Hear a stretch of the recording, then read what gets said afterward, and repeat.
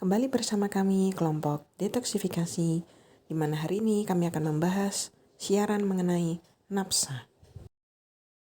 Penyalahgunaan nafsa tetap tinggi selama pandemi. Penyuluh sosial dituntut lebih responsif dalam mengedukasi masyarakat. Saat ini kita ketahui sebanyak 3,6 juta orang menjadi korban penyalahgunaan nafsa dalam kajian Badan Narkotika Nasional atau disingkat BNN. Angka penyalahgunaan nafsa tidak menunjukkan tanda-tanda melandai di era pandemi COVID yang terjadi pada 1 tahun terakhir ini. Berdasarkan data yang diperoleh dari BNN, terdapat peningkatan signifikan terhadap jumlah barang bukti nafsa yang disita. Pada tahun 2021, dalam kurun waktu 3 bulan saja, BNN telah menyita sebanyak 808,67 kg narkoba jenis sabu dan ganja sebanyak 3.462 kg. Melihat dari peningkatan tersebut sungguh sangat memprihatinkan, bukan, terhadap perkembangan generasi penerus bangsa. Maka nafsa perlu untuk segera diberhentikan karena dapat membunuh potensi pemuda dan pemudi Indonesia, serta akan membuat bangsa menjadi semakin terpuruk dan juga para calon-calon pemimpin bangsa menjadi tidak dapat berkembang dan memajukan negara di masa yang akan datang.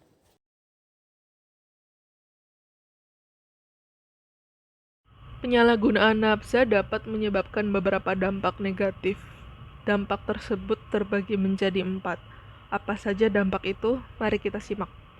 Yang pertama, penyalahgunaan nafsa dapat berdampak pada psikologis. Pemakai nafsa cenderung lebih mudah emosional, perubahan emosi yang tidak terkontrol tanpa adanya alasan yang jelas, perubahan perilaku yang ekstrim atau agresif yang dapat menyakiti diri si pemakai, penurunan fungsi kognitif, dan ketergantungan yang menyebabkan si pemakai merasakan sakau apabila si pemakai tidak mengkonsumsi nafsa. Yang kedua, penyalahgunaan nafsa dapat berdampak pada fisik. Dampaknya yaitu gangguan fisioneurologik yang dapat menyebabkan makin cepat atau makin lambatnya denyut nadi, jantung, dan paru-paru yang akhirnya dapat menyebabkan kematian. Lalu ada gangguan pola tidur yang menyebabkan mata berair dan kantung mata yang membengkak. Selain itu, terdapat juga gangguan pola makan yang menyebabkan penurunan berat badan secara drastis, dan yang terakhir, gangguan koordinasi gerak yang menyebabkan tremor atau gemetar. Yang ketiga, penyalahgunaan nafsa dapat berdampak pada ekonomi. Harga dari obat-obatan terlarang yang cenderung mahal dapat menyebabkan penurunan ekonomi si pemakai. Efek kecanduan tersebut bahkan dapat membuat si pemakai rela untuk melakukan apa saja demi mendapatkan barang tersebut. Dan yang terakhir, penyalahgunaan nafsa dapat berdampak pada sosial. Jika ketahuan memakai obat-obatan, maka dapat merusak hubungan kekeluargaan dan pertemanan si pemakai. Cemoohan dari masyarakat yang akhirnya menyebabkan si pemakai memilih untuk mengucilkan diri dari lingkungan dan menjadi antisosial. Nah, itu dia dampak negatif dari penyalahgunaan nafsa.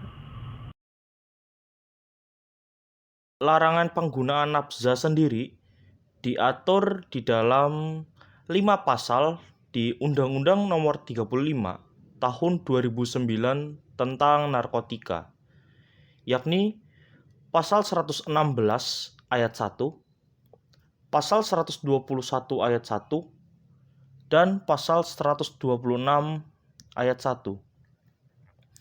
Selain itu, di pasal 127 dijelaskan bahwa setiap penyalahguna narkotika golongan 1 bisa dipidana penjara paling lama 4 tahun, dan untuk narkotika golongan 2 sendiri bisa dipidana penjara paling lama 2 tahun, dan untuk golongan 3 bisa dipidana penjara paling lama 1 tahun.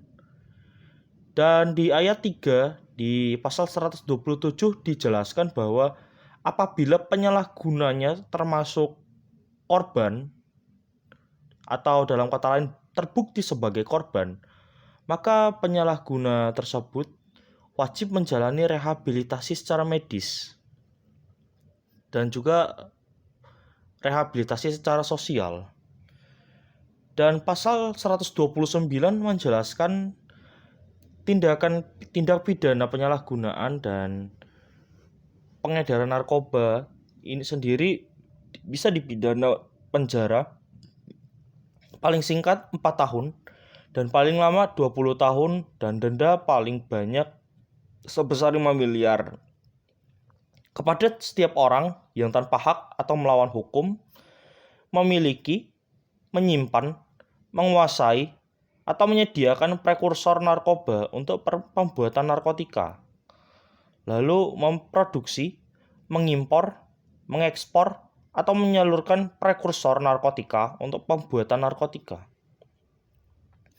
lalu menawarkan untuk dijual, menjual, membeli, menerima, atau menjadi perantara dalam jual beli, menukar, atau menyerahkan prekursor narkotika untuk pembuatan narkotika.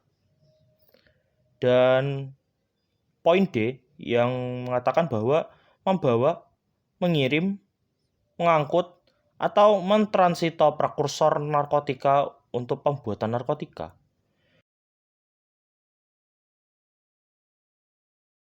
Berikut beberapa cara yang dapat kita lakukan untuk menghindari penggunaan narkoba dan psikotropika. Yang pertama, hilangkan rasa penasaran dan jangan pernah mencoba untuk menggunakan narkotika. Kedua, memiliki kesadaran yang tinggi mengenai bahayanya penggunaan narkotika. Ketiga, memilih lingkungan pergaulan yang baik. Keempat, melakukan berbagai kegiatan yang positif untuk perkembangan diri. Dan yang kelima, memiliki pendirian yang teguh dan menolak dengan tegas ajakan untuk mengkonsumsi narkotika. Jadi, kita semua sudah mengetahui apa itu narkotika, ancaman pidananya, dan cara mencegahnya. Tentu ini semua adalah untuk kebaikan kita semua dan untuk kebaikan bangsa kita sendiri. Agar kedepannya, bangsa ini dapat menjadi maju dan bersih dari pengedaran narkotika.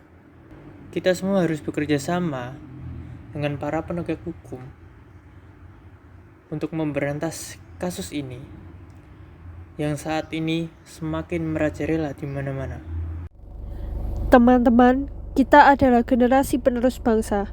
Sehatkan jiwa dan raga kita, ayo jauhi nafsa. Jangan sampai negara ini hancur karena nafsa.